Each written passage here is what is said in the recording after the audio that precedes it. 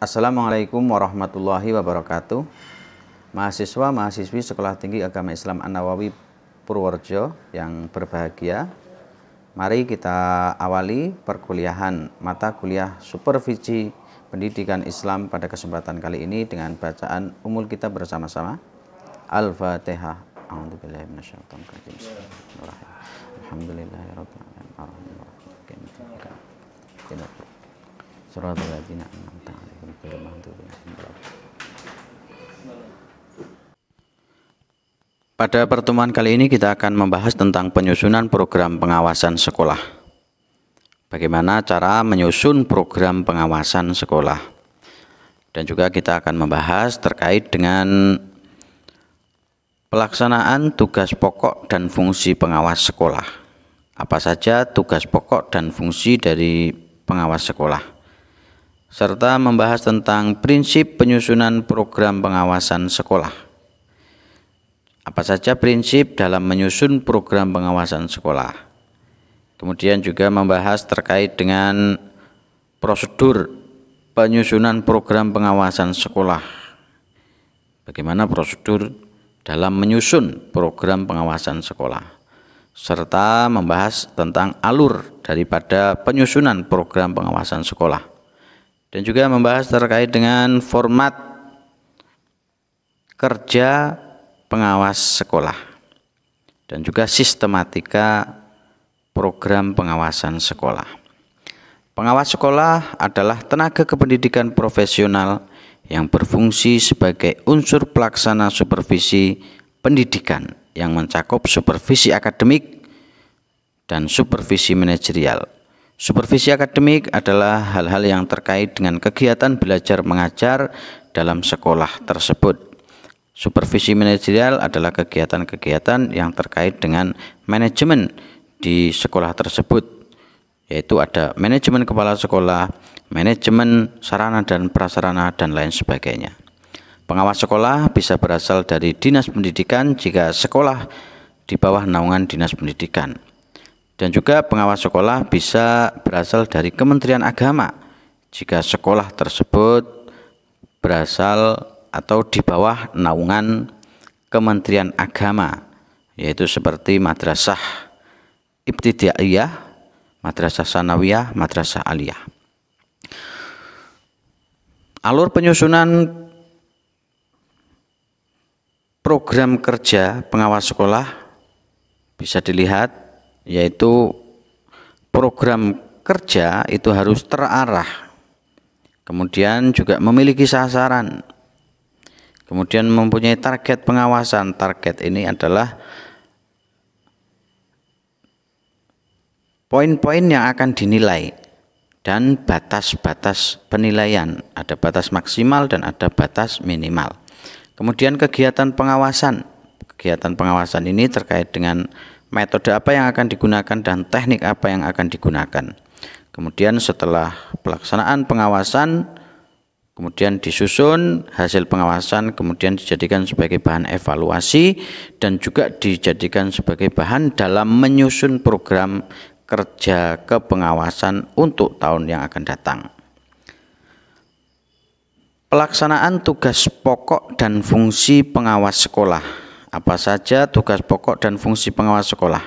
Yang pertama adalah analisis kebutuhan, yaitu kebutuhan yang terkait dengan pengawasan sekolah. Kemudian penyusunan program kerja terkait dengan pengawasan sekolah. Kemudian penilaian kinerja kepala sekolah, kinerja guru dan kinerja tenaga kependidikan lain. Kemudian pembinaan kepala sekolah, guru dan tenaga kependidikan lain. Kemudian pemantauan kegiatan sekolah serta sumber daya pendidikan. Kemudian pengolahan dan analisis data hasil penilaian, pemantauan dan pembinaan. Kemudian evaluasi proses dan hasil pengawasan. Kemudian penyusunan laporan hasil pengawasan. Kemudian tindak lanjut hasil pengawasan untuk pengawasan berikutnya. Yaitu tugas dari pengawas sekolah bukan hanya menilai tapi juga membimbing. Prinsip penyusunan program pengawasan. Yang pertama ada why, yaitu mengapa kegiatan pengawasan dilakukan. Apa alasannya? Apa yang melatar belakangi kegiatan pengawasan itu perlu diadakan? Kemudian what? Apa tujuan dan sasaran pengawasan? Tujuannya apa pengawasan tersebut dan sasarannya apa? Kemudian who? Artinya siapa yang terlibat dalam pengawasan? Baik siapa pengawasnya maupun siapa objek daripada pengawasan tersebut. Kemudian how? Bagaimana pengawasan dilakukan, yaitu terkait dengan metode dan teknis daripada pengawasan yang telah kita bahas pada pertemuan yang lalu. Kemudian when? Kapan pengawasan dilakukan? Apakah pengawasan ini per semester atau per tahun? Kemudian penyusunan program kerja harus SMART. SMART artinya spesifik, yaitu jelas dan terfokus pada pencapaian tujuan. Jadi dalam menyusun program kerja harus jelas dan terfokus. Yang kedua adalah measurable. Artinya kegiatan dapat diukur pencapaiannya. Jadi kegiatan itu harus bisa dilaksanakan, tidak kegiatan yang melangit. Kemudian achievable, yaitu dapat dicapai disesuaikan dengan berbagai kondisi di sekolah. Kemudian realistik, yaitu program realistis, tidak mengada-ada sesuai dengan kebutuhan dan keadaan sekolah. Kemudian time bound, yaitu jelas target waktu pencapaiannya.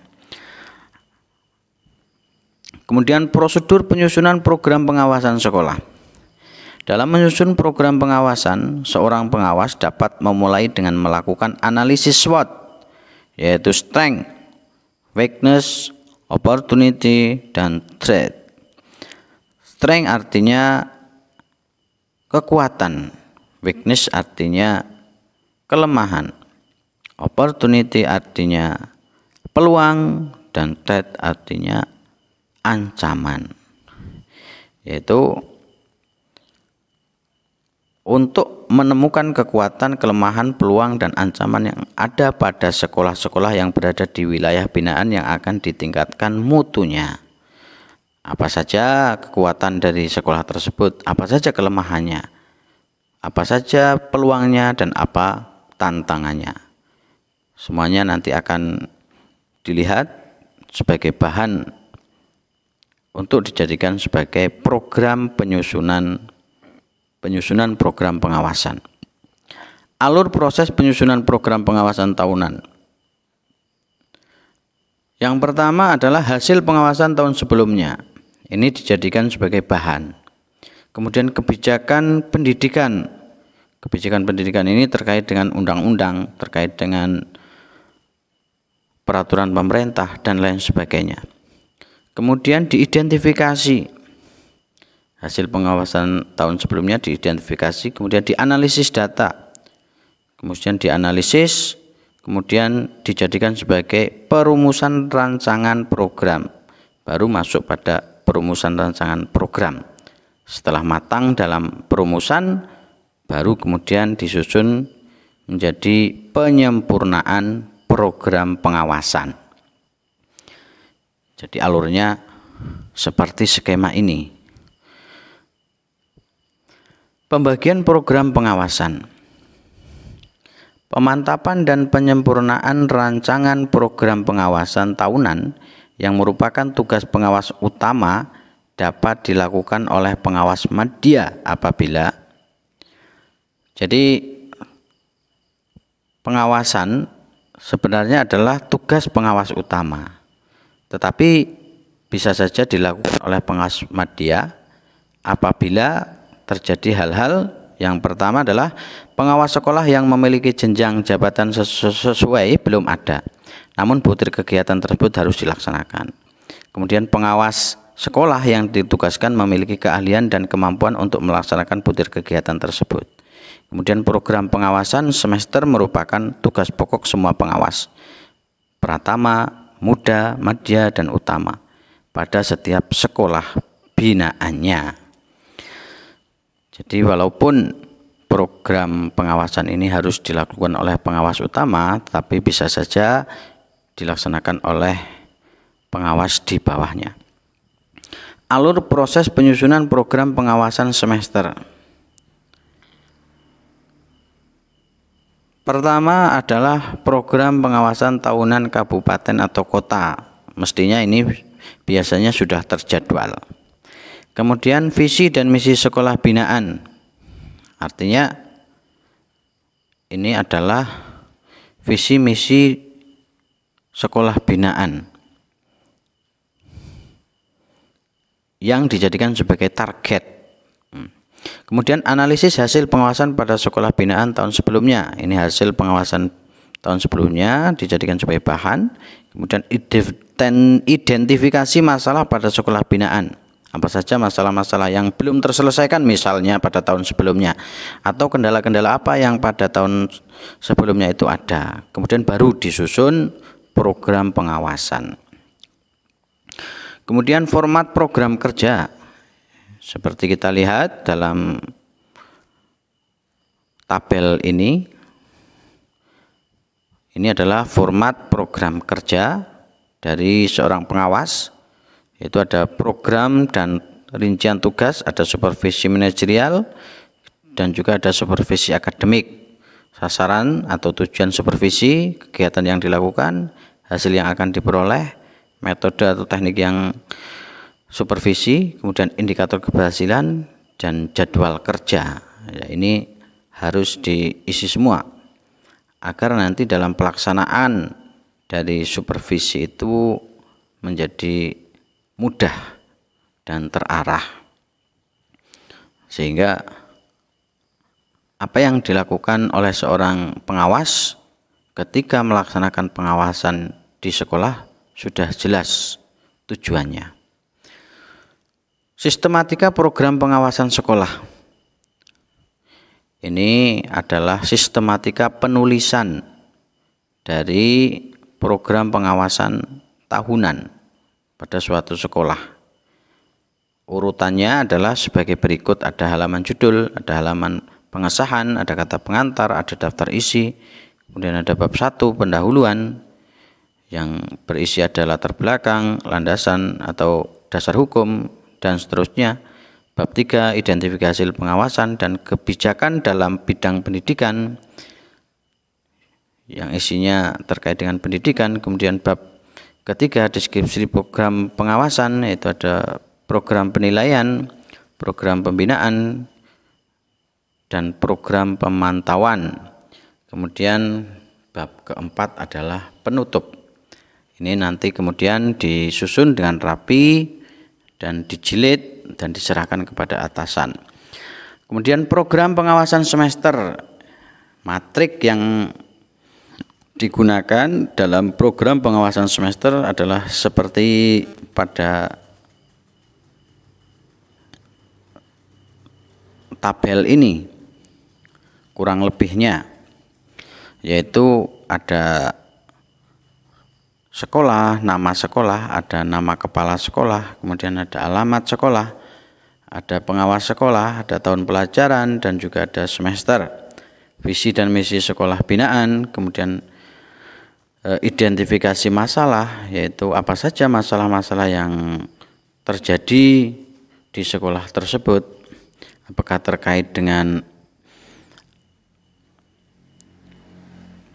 akademik atau terkait dengan manajerial. Kemudian ada deskripsi masalah. Kemudian program pengawasan semester, jadwal kegiatan semester.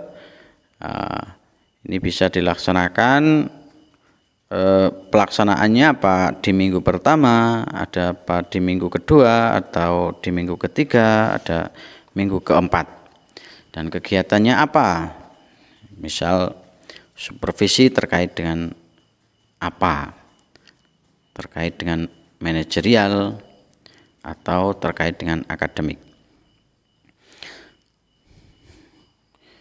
Nah, ini adalah matrik yang lebih rinci karena ada kegiatan mingguan di minggu keberapa dilaksanakan pengawasan tersebut. Apakah di minggu pertama? Nah, karena ini adalah program pengawasan semester, mestinya ini dilakukan dalam 6 bulan sekali, yaitu dalam semester genap ataupun semester ganjil. Nah, program pengawasan ini dilaksanakan agar sekolahan itu bisa berjalan sesuai dengan standar pendidikan yang ada, yang telah ditetapkan oleh Menteri Pendidikan atau ditetapkan oleh pemerintah, sehingga keberadaan lembaga pendidikan itu benar-benar berjalan sesuai yang diharapkan, baik dalam kegiatan belajar mengajarnya maupun dalam hal manajerialnya, yang artinya manajerial itu adalah upaya agar belajar mengajar bisa berjalan dengan lancar sesuai yang diharapkan. Demikian materi perkuliahan pada kesempatan kali ini. Silakan mahasiswa untuk melaksanakan absen di kolom komentar dan melaksanakan tugas meringkas dalam 1 lembar kertas ukuran A4. Mari kita tutup pertemuan kita dengan bacaan tahmid bersama-sama. Alhamdulillahirabbil alamin. Wallahul muwaffiq ila aqwamit thoriq. Wassalamualaikum warahmatullahi wabarakatuh.